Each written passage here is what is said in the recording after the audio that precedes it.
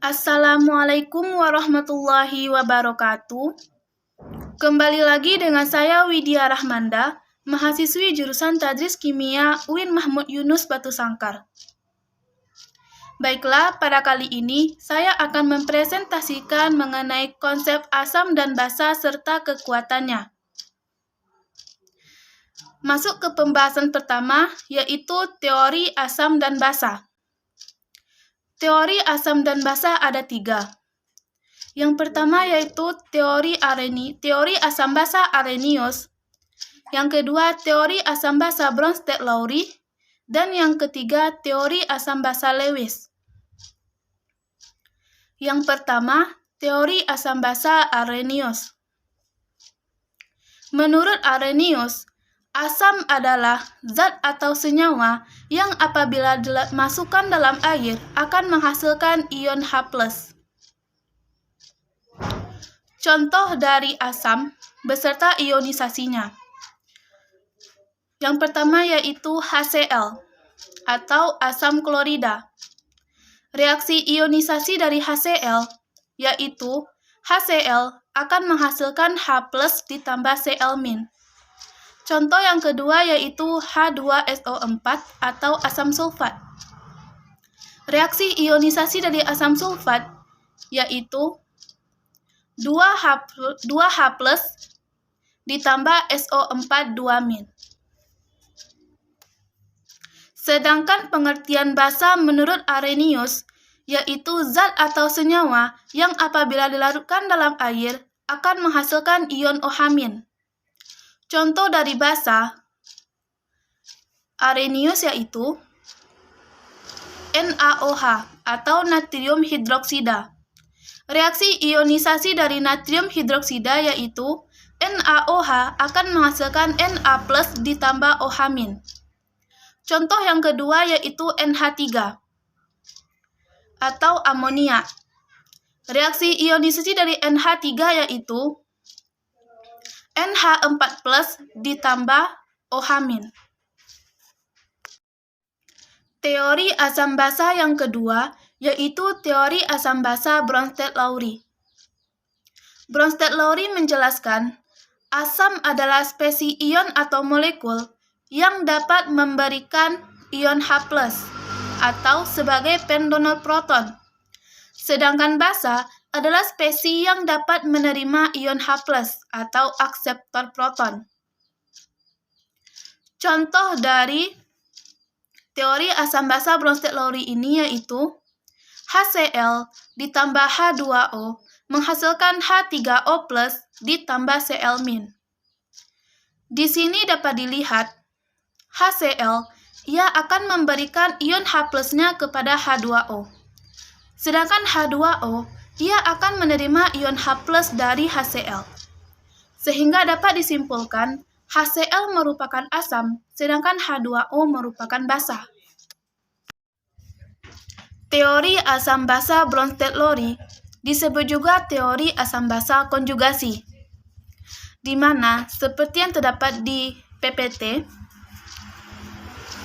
contohnya yaitu H2O ditambah H+ menghasilkan H3O+.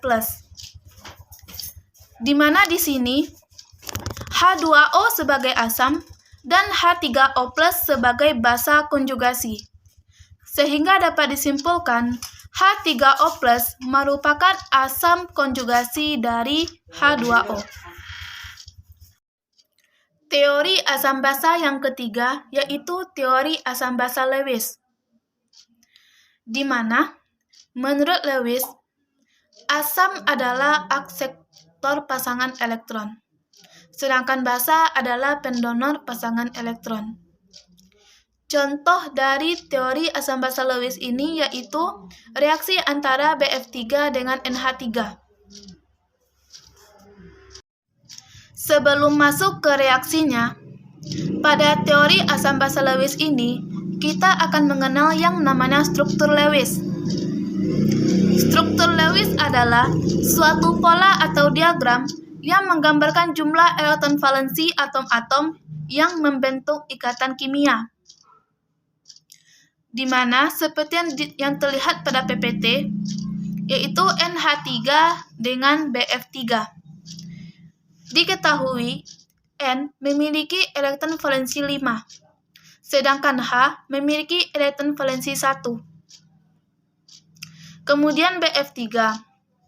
Diketahui B memiliki 3 elektron valensi, sedangkan F memiliki 7 elektron valensi. Sehingga ketika NH3 ditambah BF3, maka ia itu akan membentuk ikatan kovalen koordinasi, di mana ikatan kovalen koordinasi yaitu pemakaian bersama pasangan elektron. Namun,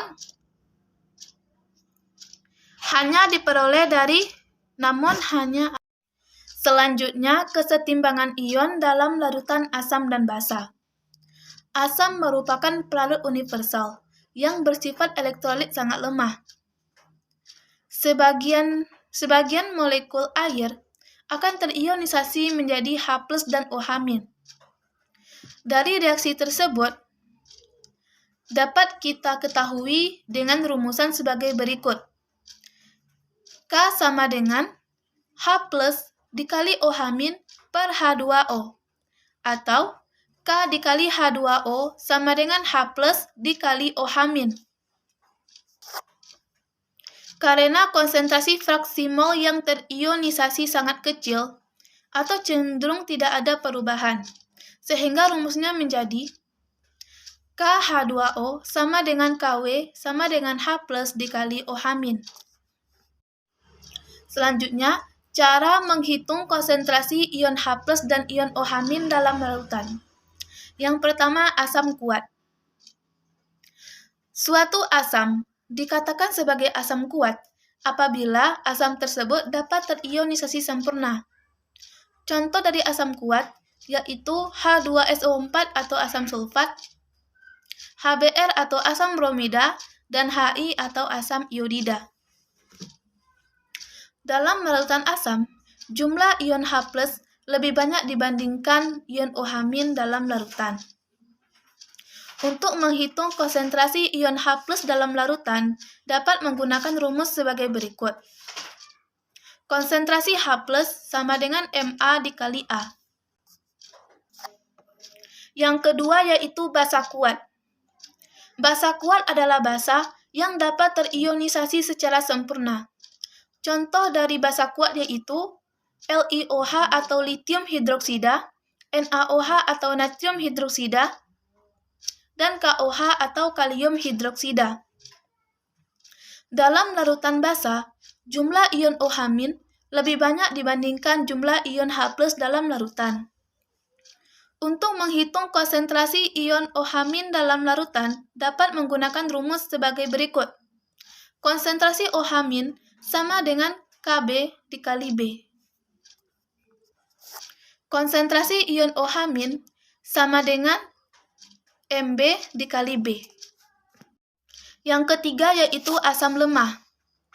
Asam lemah yaitu asam yang terionisasi sebagian dalam air.